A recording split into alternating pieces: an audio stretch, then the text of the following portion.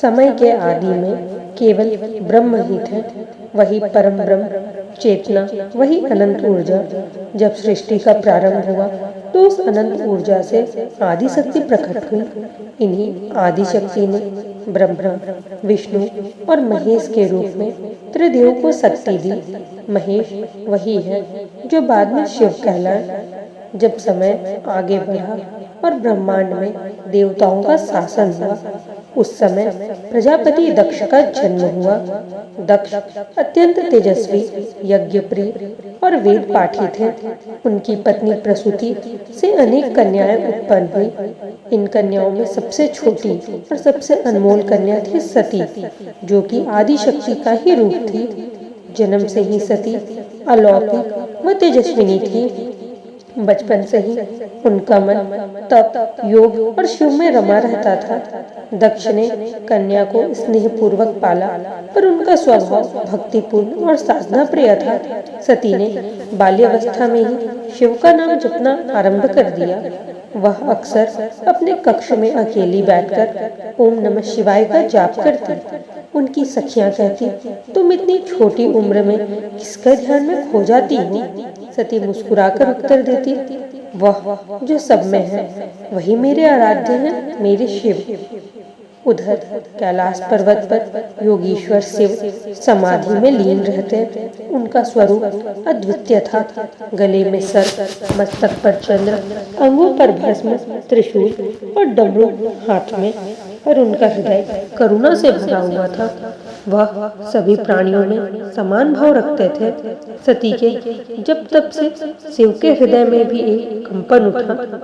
सती आदि शक्ति है, यह वे जानते थे, पर मनुष्य रूप में वे स्वयं को एक विरक्त योगी ही मानते रहे। युवावस्था में पहुंचकर भी सती का मन सांसारिक इच्छाओं से दूर था। उनकी एक ही आकांक्षा थी, शिव को अपने पति के रूप में पाना। उन्होंने माता प्रसूति से कहा, माता, मेरे मन में केवल शिव के प्रति ही भक्ति है, मैं उन्हें ही वरना चाहती हूँ। माता ने समझाया, बेटी, शिव तो योगी हैं, गृहस्थ नहीं। तुम्हारे पिता को यह प्रस्ताव नहीं भाएगा। पर सती अडिग रही। उन्होंने तपस्या करने का निश्चय किया। सती हिमालय की कंदराओं में जाकर कठिन तप करने लगी, दिन रात उपवास करने लगी और शिव का स्मरण करती। उनकी देह भी क्षीण हो गई, किंतु मन और भी दृढ़ हुआ। देवता भी उनके तप से विचलित हो उठे। स्वयं नारद मुनि ने शिव के पास जाकर कहा, प्रभु, आदि शक्ति ने सती के रूप में जन्म लिया है और आपको पाने के लिए जप तप कर रही हैं। उनका तप संकल्प सिद्ध है, कृपया उन्हें स्वीकार करें। शिव ने नेत्र खोले। उनकी जटाओं से गंगा बह रही थी, नेत्रों में करुणा थी। वे बोले, आदि शक्ति स्वयं ही अपने स्वरूप में आई है, मैं उन्हें कैसे अस्वीकार कर सकता हूँ। शिव ने स्वीकार किया कि वह सती को पत्नी रूप में ग्रहण करेंगे, परंतु जब प्रजापति दक्ष को यह समाचार मिला तो उनका अहंकार जाग उठा। उन्होंने कहा, शिव, वह तो शमशानवासी भस्मधारी योगी है, मैं अपनी पुत्री का विवाह ऐसे तपस्वी से कभी नहीं करूंगा। माता प्रसूति ने समझाया, वह शिव योगी ही सृष्टि के पालन करता है, इन्हीं की कृपा से यज्ञ सफल होते हैं। परंतु दक्ष नहीं माने। अंततः ब्रह्मा और विष्णु ने भी मध्यस्थता की। देवताओं और ऋषियों ने कहा, दक्ष, यह विवाह केवल सांसारिक नहीं, ब्रह्मांडीय भी है। आदिशक्ति और शिव का मिलन ही सृष्टि संबल है। दक्ष अनिच्छा से मान गए, किंतु उनके हृदय में शिव के प्रति कटुता बनी रही। कैलाश और दक्ष की नगरी में शुभ मुहूर्त निकला गया। विवाह में सभी देवता, ऋषि, गंधर्व, अप्सराएं, सिद्ध, योगिनी उपस्थित हुई। शिव बारात लेकर आए। भूत, प्रेत, गण, योगी, सिद्धि सब उनके साथ थे। यह दृश्य देखकर दक्ष की भौहें तन गई। यह कैसी बारात है? पर सती ने शिव के चरण छुए और कहा, स्वामी, यह मेरा सौभाग्य है। विवाह के समय शिव का रूप अद्भुत था। दिव्याभूषण, चंद्रकांति, रत्नमालाएं, अशेष तेज, सभी देवता स्तब्ध रह गए। सती ने वरमाला डालते ही जैसे ब्रह्मांड के दो अर्धभाग फिर से एक हो गए। संपूर्ण सृष्टि में मंगल ध्वनि हुई। विवाह के बाद सती कैलाश पर शिव के साथ रहने लगी। उन्होंने गृह नियम किया, भस्म मंडन किया, ध्यान किया। दोनों का जीवन त्याग, तप, प्रेम और करुणा से परिपूर्ण था। समय बीतता गया। दक्ष भी अब अपने अहंकार में डूबा जा रहा था। एक बार उसने विशाल यज्ञ का आयोजन किया। उसने सभी देवताओं और ऋषियों को आमंत्रित किया, पर शिव और सती को नहीं बुलाया। सती ने जब यह सुना तो उनका हृदय विचलित हो उठा। सती ने शिव से कहा, स्वामी, पिता के घर यज्ञ है, मुझे वहां जाना चाहिए। शिव ने शांत स्वर में कहा, प्रिय, हमें निमंत्रण नहीं मिला। जहाँ अपमान हो वहाँ जाना उचित नहीं।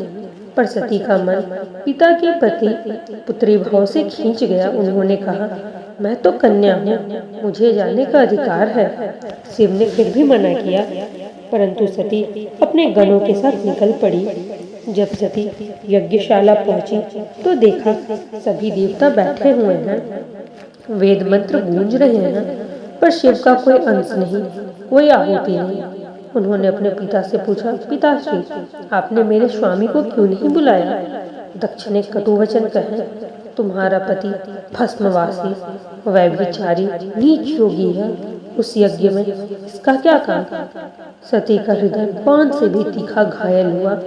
उन्होंने कहा, पिताश्री, शिव ब्रह्मांड के स्वामी हैं, आपने उनका अपमान करके स्वयं यज्ञ को अशुद्ध किया है। मैं ऐसी पुत्री और ऐसी पत्नी होकर यह अपमान सह नहीं सकती।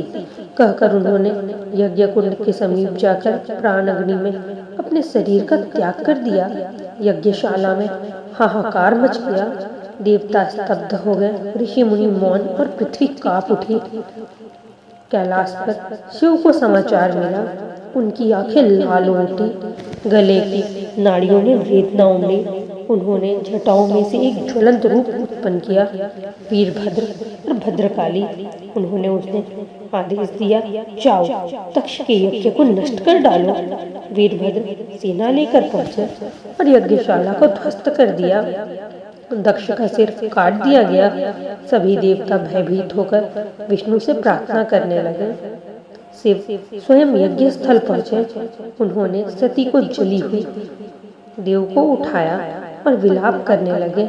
गण, देवता, ऋषि सभी मौन थे। शिव सती की देह को लेकर आकाश मार्ग से चल पड़े। उनका क्रोध और शोक से सृष्टि डगमगाने लगी। विष्णु जी ने अपने सुदर्शन चक्र से सती की देह को 51 भागों में विभक्त कर दिया। जहाँ जहाँ वे भाग गिरे, जहाँ जहाँ सती के अंग गिरे, वहाँ शक्तिपीठ स्थापित हो गया।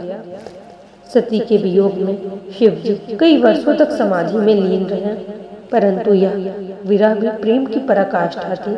सती ने बाद में हिमालय के घर में पार्वती के रूप में पुनर्जन्म लिया। पार्वती ने पुनः जप तप करके शिव को पाया और उनका मिलन हुआ।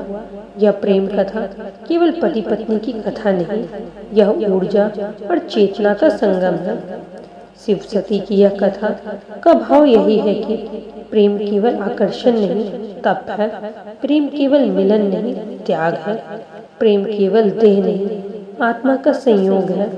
शिव और सती का यह संगम ब्रह्मांड की संतुलन शक्ति है। जहाँ सती है वहाँ शिव है, जहाँ शिव है वहाँ शक्ति है। इसीलिए हर शक्ति पीठ पर शिव की उपस्थिति रहती है और हर शिवालय में शक्ति की।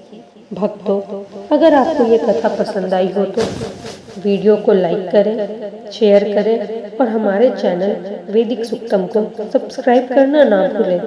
हर कथा में जुड़े भक्ति की डोर से। ओम नमः शिवाय। हर हर महादेव।